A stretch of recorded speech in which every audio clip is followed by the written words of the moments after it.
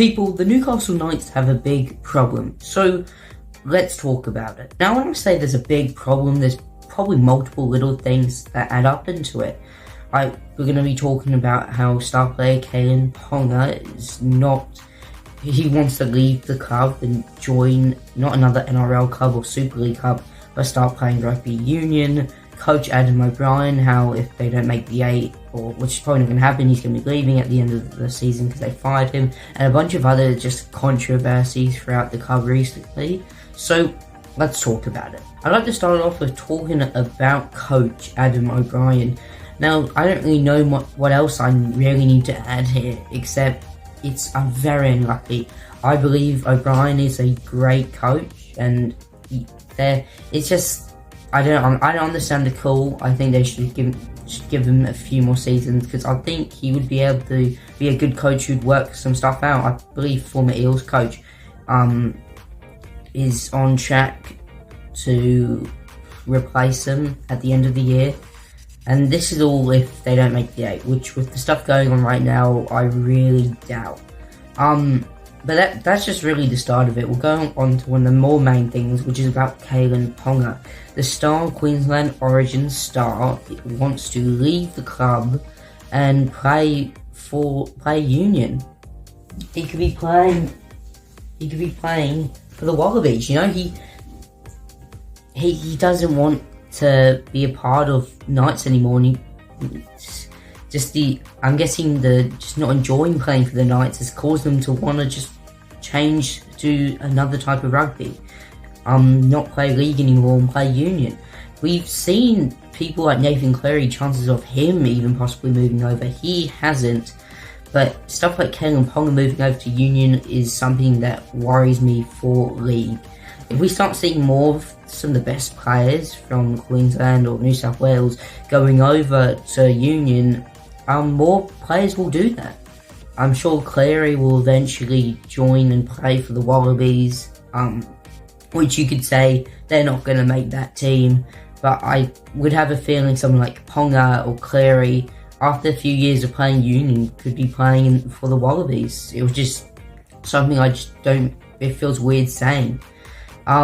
It's kind of... Now, I don't want to make it as Knights are ruining rugby league, but with a few controversies right now, and the start with one of their players not enjoying playing footy at the Knights, wanting to change over to union, it's not a good thing for the league.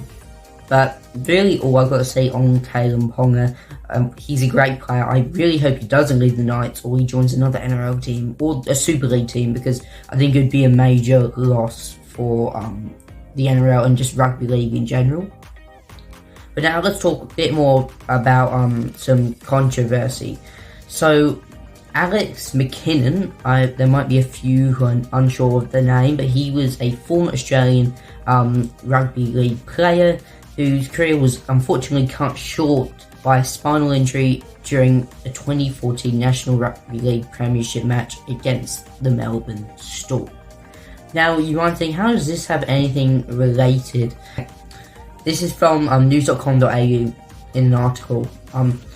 But the absolute shambles the club is currently in, it couldn't have not gone more perfectly captured than by one moment on Saturday that flew under the radar. Former Knights enforcer Alex McKinnon, which I just mentioned, decided to go support his side against the Storm on the weekend, which was last weekend's game. However, even though he is, I believe, in a wheelchair, because obviously spinal injury, I'm pretty sure, he wasn't given a special seat, or for just being a legend of the club in general, just not being given a special seat or even free entry, even though he became a quadriplegic from I don't know how to say that, but basically, yeah, the spinal injury from a tackle gone wrong while playing for the Red and Blue in 2014. Instead, he coughed up for his general admission ticket and sat on the hill as the Knights lost 32-14. That's already bad enough. Then you had stuff like from Fox, which I try and find it. One of their things was club and damage control over insensitive charity promotion. I believe they did some charity promotion about something like that. I'm really unsure totally, but I believe it was something that offended them, and that just made it even worse.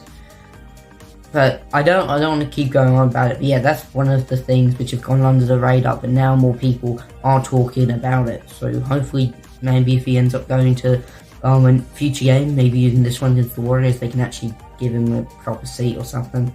But now, finally, before we go on to like looking how the Knights are just generally in the table right now, a few more things I wanted to go over, especially with something coming out of my boys, Parramatta, Dylan Brown, and Knights. So we all know he signed that really expensive deal to join the Knights at the end of the season, and yeah, it's annoying, I guess, for an Eagles fan, but it's really not exactly what I'm here to talk about.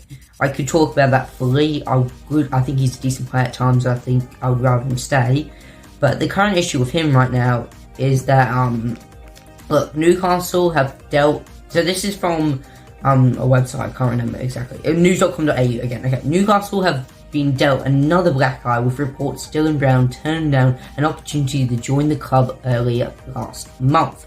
With the club in crisis following revolutions, Kalen Ponga exploring a move to overseas rugby or just union.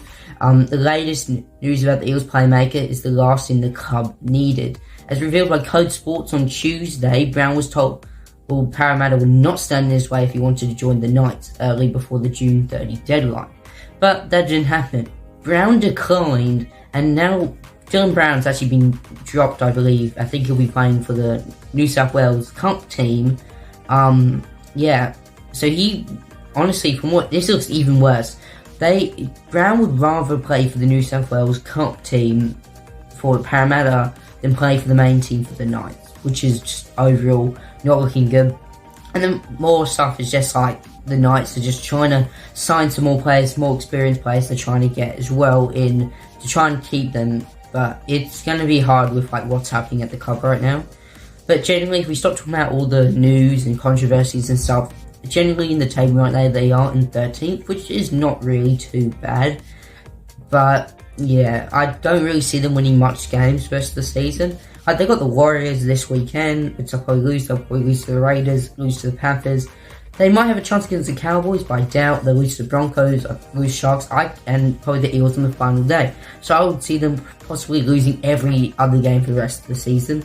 They could pull an upset against the Warriors, 100%. I am going to it, going up to Newcastle to go watch it, because I want to experience what it's like with a team with so much controversy and stuff right now going around it, and also just I think it was early in the season where fans were booing at halftime.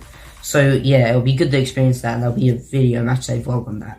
But anyway, thank you all so much for watching. I really appreciate it. More of a long one, but there's a lot of things that I wanted to talk about. But anyway, thank you all. See you guys in the next one. Goodbye.